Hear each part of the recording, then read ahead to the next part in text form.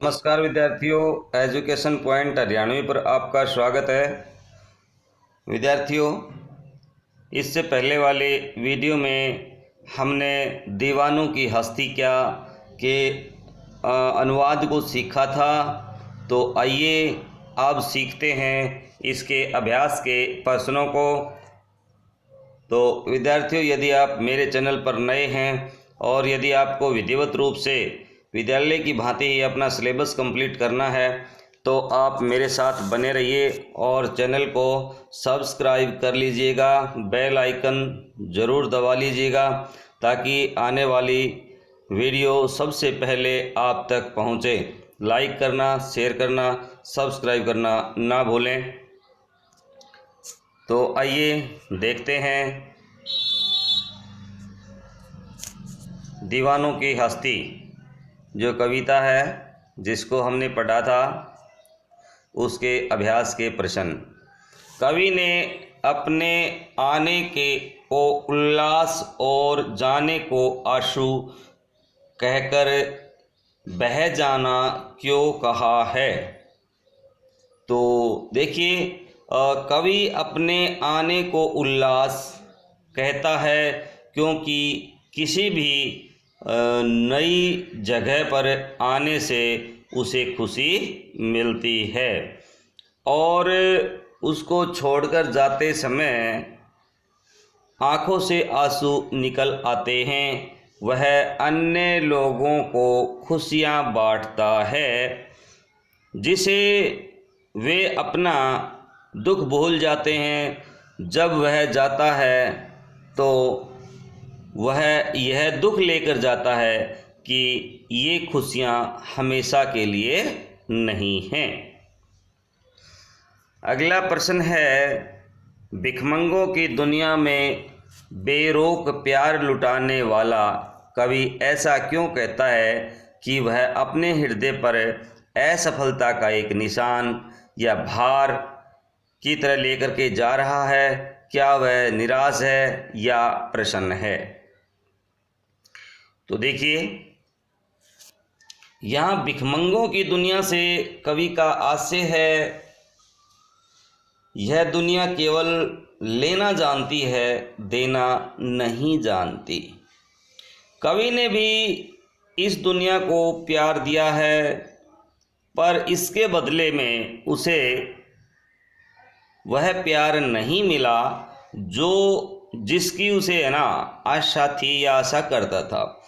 कवि के लिए यह उसकी असफलता है, इसीलिए वह अपने हृदय पर असफलता का एक निशान या भार लेकर के जा रहा है। अतः कवि निराश है।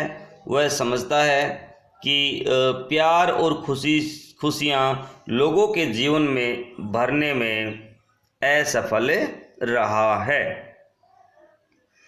अगला प्रश्न, कविता में ऐसी कौन सी बात है जो आपको सबसे अच्छी लगी।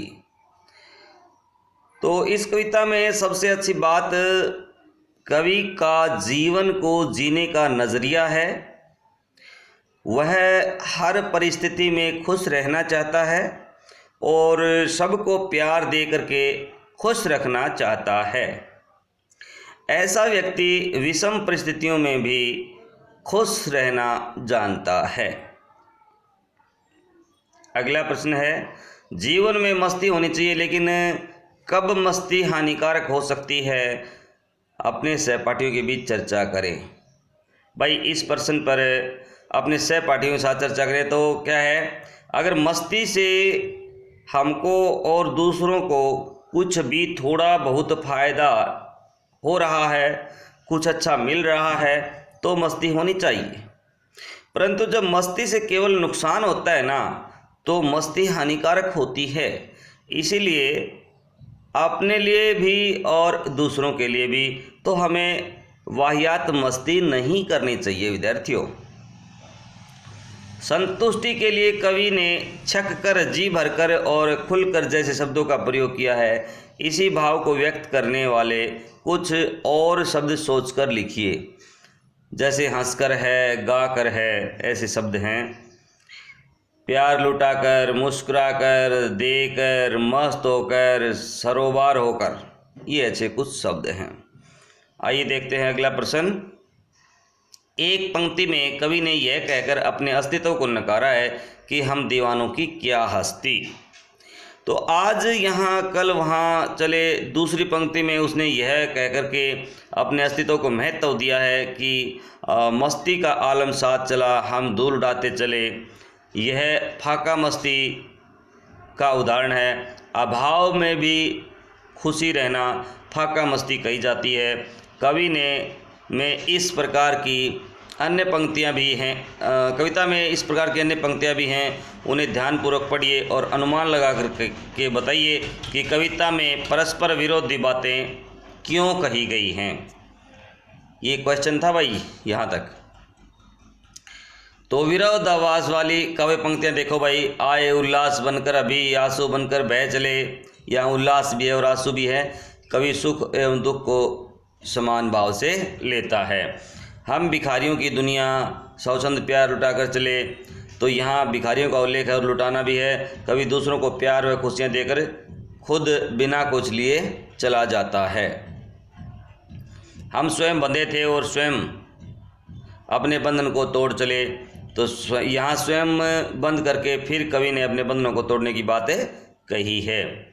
अगला क्वेश्चन है, कवि ने अपने आने को उल्लास और जाने को आंसू क्यों कहा है। तो भाई ये प्रश्न हमने पीछे कर लिया है। कवि अपने आने को उल्लास कहता है क्योंकि किसी भी नई जगह पर आने से उसे खुशी मिलती है तथा उस स्थान को छोड़कर जाने में उसे दुख होता है, इसलिए आंखों में आंसू निकल आते हैं। वह अन्य लोगों को खुशियाँ बांटता है जिससे वे अपना दुख दर्द भूल जाते हैं। जब वह जाता है तो यह दुख लेकर जाता है कि खुशियाँ हमेशा के लिए नहीं हैं। तो भाई विद्यार्थियों, हमने इस प्रकार ये जो है प्रश्न इसके कर लिए हैं। यहाँ तक आप इनको अपनी कॉपी में अच्छे से राइट डाउन कर लीजिएगा और धीरे धीरे इनको याद करिएगा।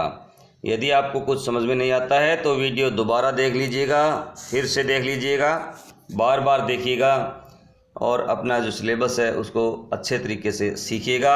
जय हिंद, जय भारत।